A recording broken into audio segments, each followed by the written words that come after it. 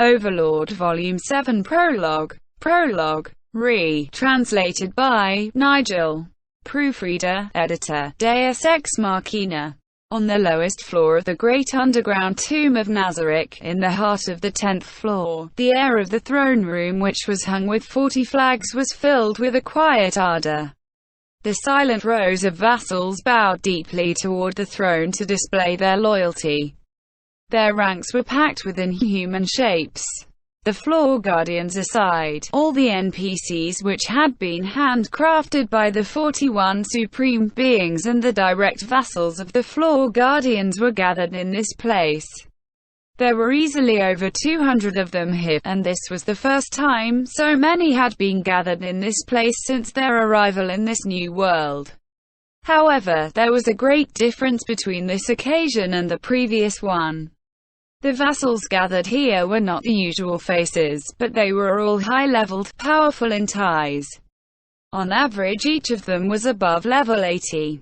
Shaltir Bloodvathleng, guardian of the 1st to 3rd floors, was typically attended by her vampire brides. Today, however, she was accompanied by the highest-level undead beings which had been bestowed upon her. In addition, even one of the 6th floor's guardians had brought out the 2 dragons which were directly subordinated to himself and Aura, and which had never left his floor before. These dragons could only be obtained from the cache gacha at an extremely low drop rate, no less, and they were close to level 90. Among these carefully selected vassals, one group stood apart from the rest. They were a group of undead who were a cut below the other entities present. They were level 40 at the highest, and numbered about 100 strong. They were formed up in separate ranks from the 200 entities mentioned earlier. These undead should have taken up places at the rear of this sacred domain upon being summoned here, behind the ranks of the other vassals. Yet they were formed up into files, and the entities at their head occupied positions that were even closer to the throne, proximity to the throne being an indication of status than even the floor guardians. There was a perfectly reasonable explanation for this otherwise unreasonable treatment. That was because these undead were the personal creations of the ruler of the great underground tomb of Nazarick, Ainzul Gaon. They could not be slighted.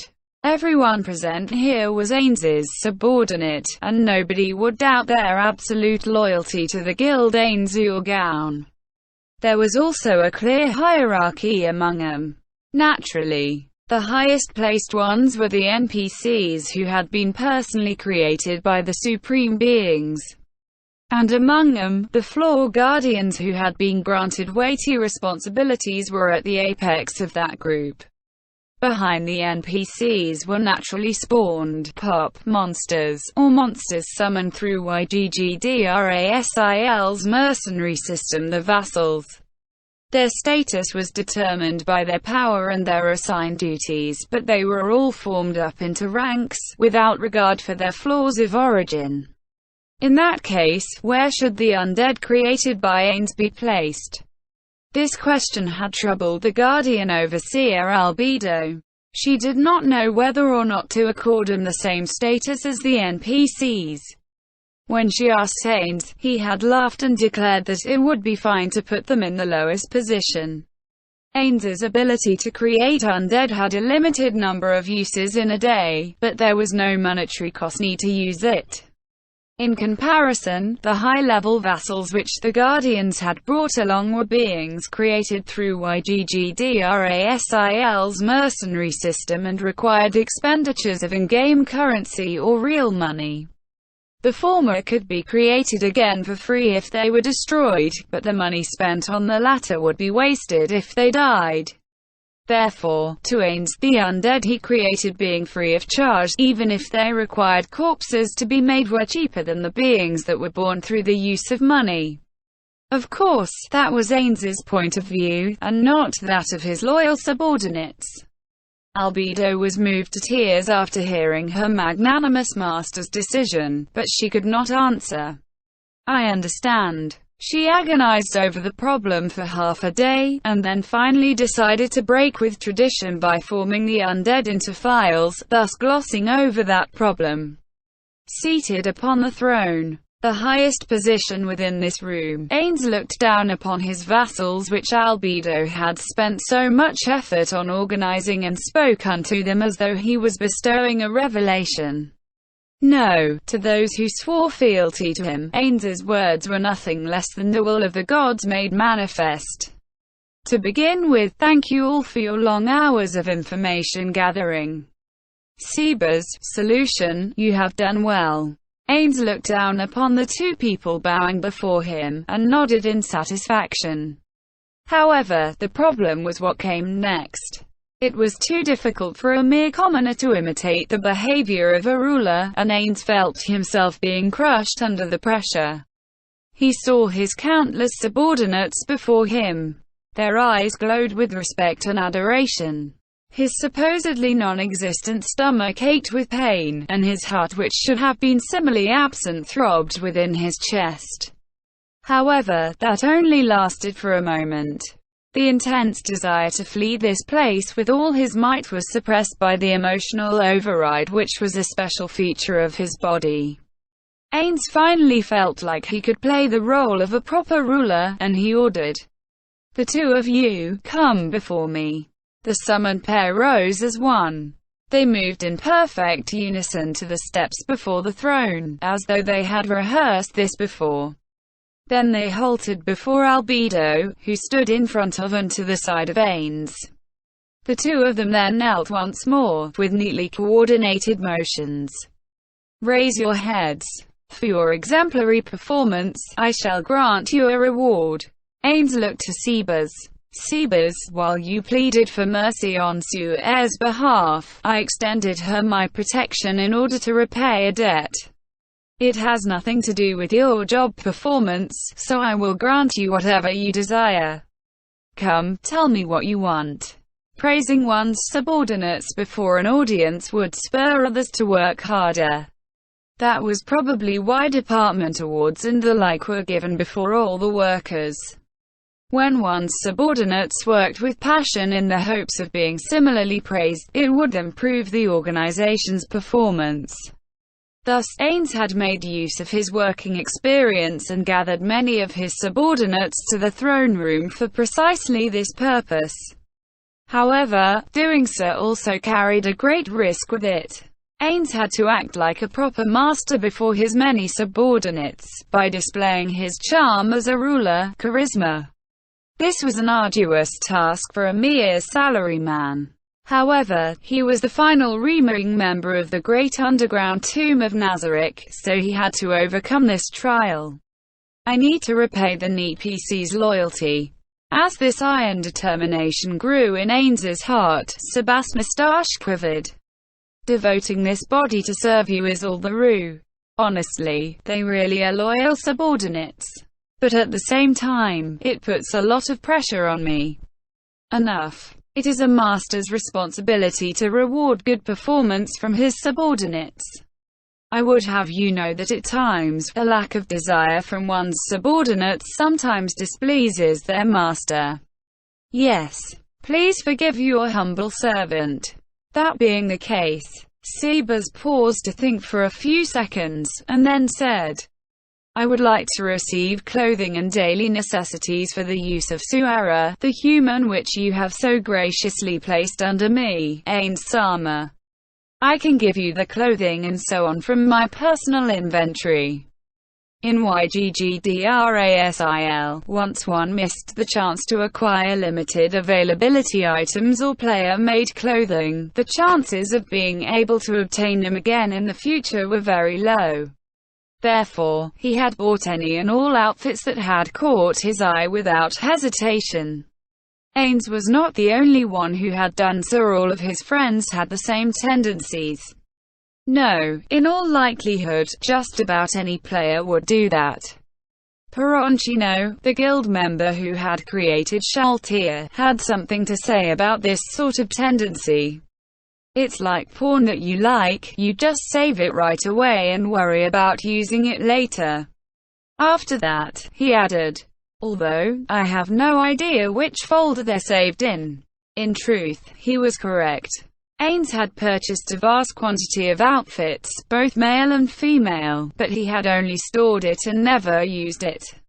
Since all they did was take up space in his wardrobe, it would be wiser to make use of them. Ains thought of the clothing he had bought from all over the place. YGGDRASIL's clothing was largely overwrought in design, but there ought to be something suitable for Suare. No, there is no need to trouble you to do that, Ains-sama. Suare has enjoyed your largesse until now. It would be too much to ask for more.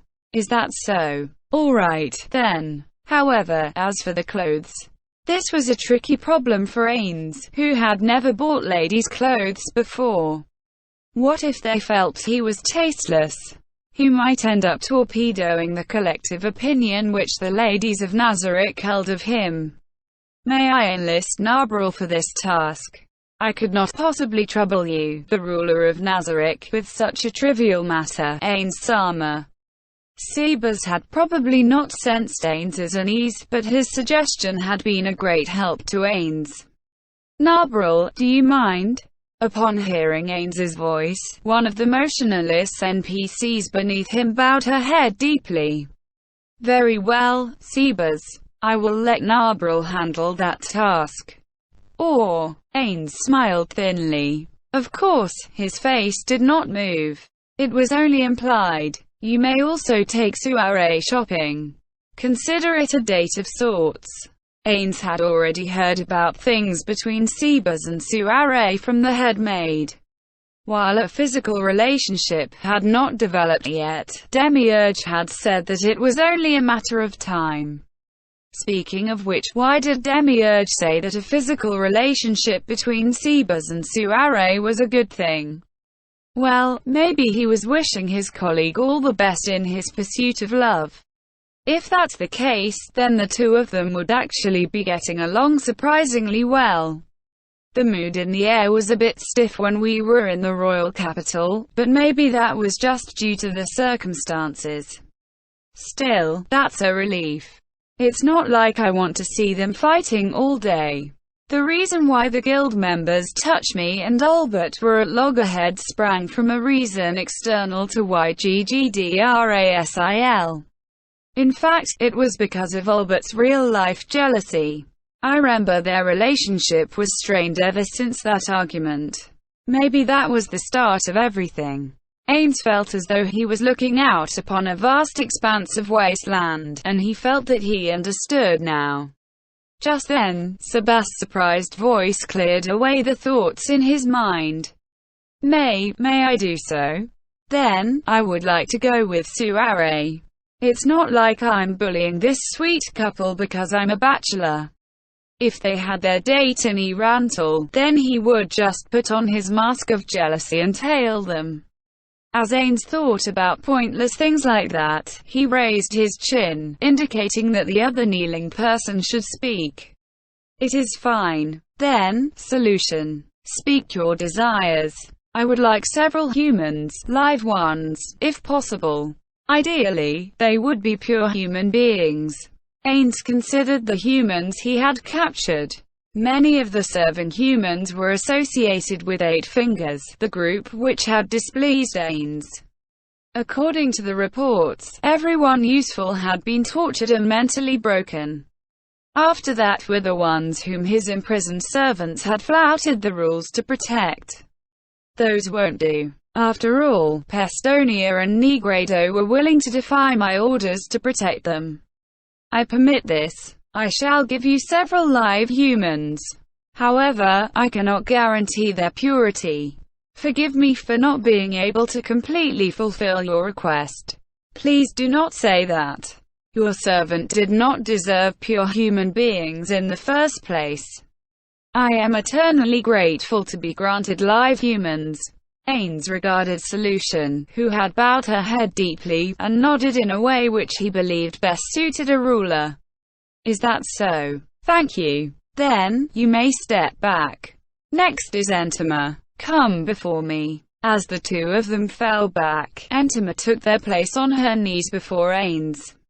"Now then, Entama." "Yes."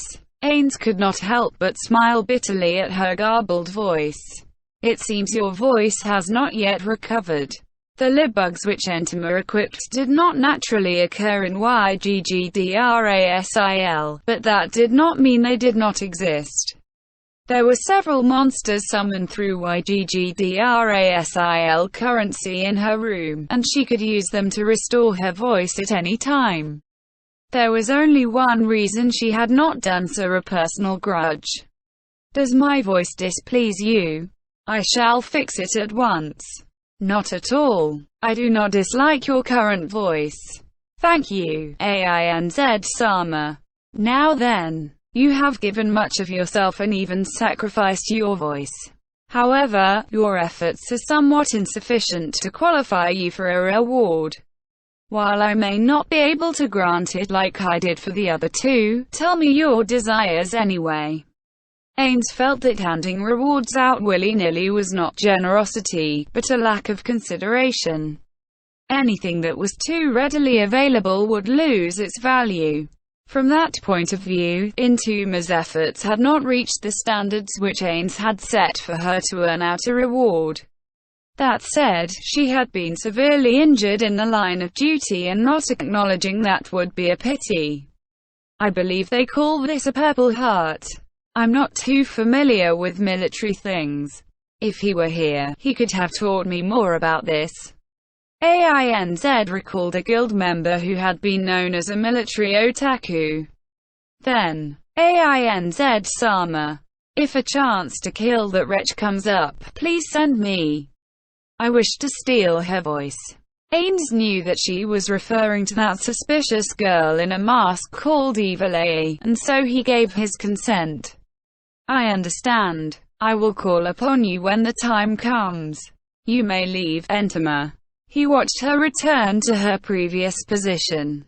"Then, let us move on to the next topic." Naturally, nobody objected. However, Ains could not find happiness in this development. They considered Ains to be their supreme overlord. If he said so, white would become black and so on.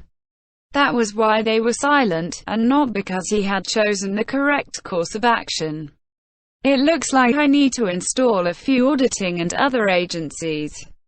The first thing he ought to set up was a department responsible for handing out rewards.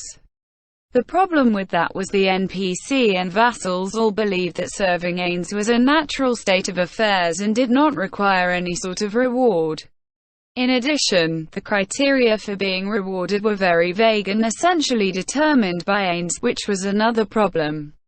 "If we're going to operate as a group, I'll need to lay down some concrete guidelines in this field. It's all my fault for leaving the group's management to Albedo and running from my responsibilities. Now it's come to bite me in the ass. Still, this is beyond the capabilities of a regular person. Almost none of my life experiences have been applicable so far." Ains, Suzuki Satoru, had been a mere wage slave in the past, and the strain of leadership was giving him headaches. However, he struggled to rein it in. He could fret about these things when he was alone in his room and could roll around on his centered bed. "I will be deciding the direction Nazarick will be taking in the future." Demiurge, to me. The finest mind of Nazarick ascended the stairs, taking his place opposite Albedo. Guardian Overseer of Nazarick, Albedo. The keenest intellect of Nazarick, Demiurge. Our original plan is now more than half complete. I order you to explain our action plan for the future. If anyone has any suggestions, you may raise your hands and speak. Ains's first priority was Nazarick's continued survival. No, in the worst-case scenario, even if he lost the place known as Nazarick, it would be enough for him to protect the NPCs, the children of his former friends. He could create a shelter and use other methods to solve that problem. The second was to spread the name of Ains Urgaon to the entire world. That was because Ains considered that if his friends were in this world, they might come to find him. Perhaps this objective could be pushed back in terms of priority. The third was to strengthen Nazarick. Perhaps he ought to move that up in importance. Indeed, the more he understood this world, the more he felt that Nazarick was an impregnable fortress, while Ain Zulgaun felt like the strongest organization within it. However, someone had been able to mind control Shaltir, albeit with the use of a world-class item, so arrogance and pride would be very dangerous. In particular, since world-class items existed in this world, it would be best to assume that other guilds existed here, lest they be ambushed. Thus, they had to take action to increase Nazarick's strength. Currently, they had enlisted the lizard men and Ains had produced undead beings, but they need to pursue strength more voraciously. His fourth priority was to gather information. That had originally been his primary concern, but since it had already been partially completed, he had lowered its priority. This was Ains's thought process. However, it was ultimately the product of Ains the commoner. There might be a hole in it somewhere, or he might not have analyzed the information well enough before using it as a foundation. Because of that, Ains had called upon a pair of keen intellects. If all he needed was their wisdom, then all he had to do was discuss the matter with them directly. There was no need to risk letting everyone know that his head was empty by putting on a big show to talk about this problem. However, doing so would be a mistake. As their master, he had to put on this show in order to play the role in which the NPCs envisioned him, though he felt it was more of a delusion. He had to play the role of Ain Zulgaun, an incomparable being and a thinker of fathomless depths, and do so upon a grand stage. The two of you will explain clearly to everyone present. These are the elite personnel selected by the various guardians. Let them hear about our future direction and do not leave out any details. Indeed, Ains had been forced to employ this stratagem. It was like telling them to explain to the other guardians, on a larger scale. His plan was to use the excuse that someone or everyone did not understand, then pretend he knew and listen to the explanation. Then, Demiurge, you will clearly explain what we now know to those who do not understand the details. In any event, start by telling them the actions Nazarick has taken in the kingdom. Understood. Demiurge then began to address the NPCs beneath him. This was what Ains had been waiting for. At that time, Ains had agreed with it.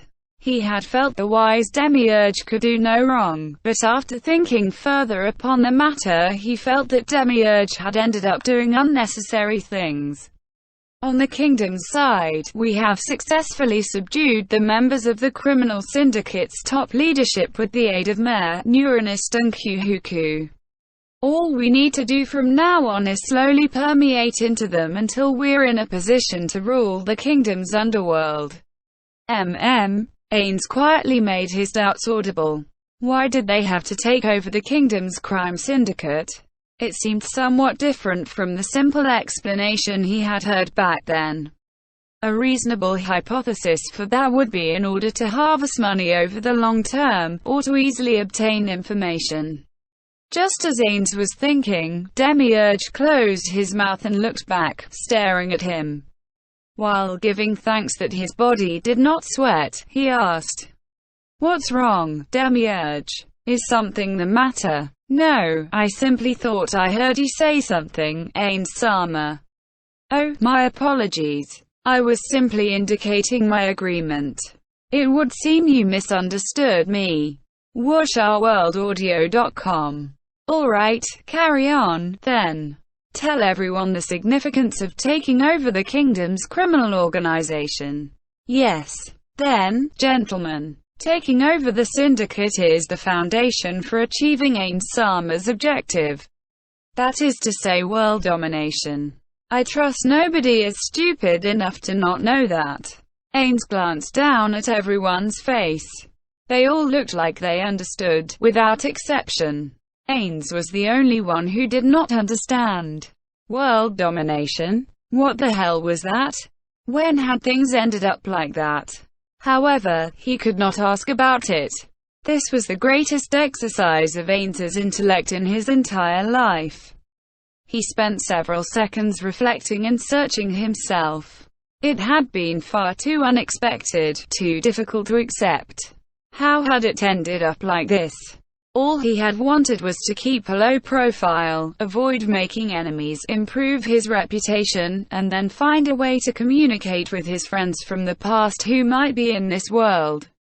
Those cute little wishes were all he had wanted. However, right now, world conquest? How did things turn out this way? Ains dearly wanted to reject those words, but he lacked the courage to do so. It was not just the NPCs but every single vassal which had that look of understanding on their faces, as though the words, "but of course," were written there.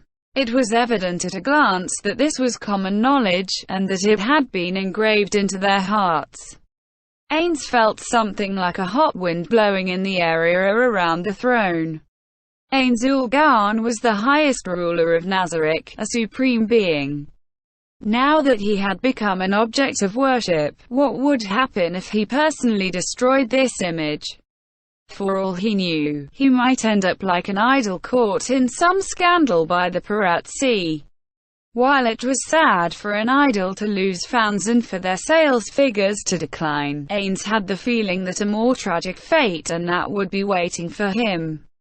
It seems too much has been invested in this scheme for me to call it off. Still, when he thought calmly about it, world domination was not a bad idea. Of course, it would not be as simple as it was in games.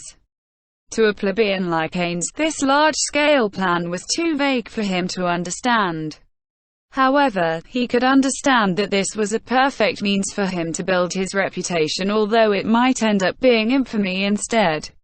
The problem now was what his friends would think if they knew about this. At that point, all he could do was apologize for his inability to manage Nazarick well. Besides, we might be able to deal with the unknown enemy who brainwashed Shaltir. That ought to work as an excuse, right? They'll forgive me for that. Right. Having steeled himself, Ains magnanimously nodded to Demiurge, who seemed to be waiting for praise. So, you still remembered? Of course. I, Demiurge, have committed every word you have spoken to memory, Ains-sama. Is that so? I did bring it up then, did I not? Indeed. From that time, then. Indeed. That time. I see. This pleases me, Demiurge. Thank you, Ains-sama. However, world domination is quite difficult. It is as you say, Ains-sama. Then, what do you think we should do? Ains wanted to praise his voice for not trembling. I propose that Nazarick ought to take its place upon the global stage, as part of our overall direction for the future. Since the entities who controlled Shaltir are acting clandestinely, it may cause problems for us even if we remain hidden. Indeed. Was that really the case? Ains felt it would be better to remain hidden. He had no idea how Demiurge had reached that conclusion. I concur, Ains-sama. If we make ourselves known to the world, we can deal with problems in an above-board manner. We will not need to send small amounts of personnel to conduct secret investigations. Ah, I see. Enlightenment dawned suddenly on Ains as he heard Albedo's explanation. The idea of not having to hunt for a needle in a haystack and being able to move as boldly as they pleased was very attractive. So that is why we are to rule the kingdom from the shadows and achieve legitimacy for Nazarick by various ways and means, am I correct?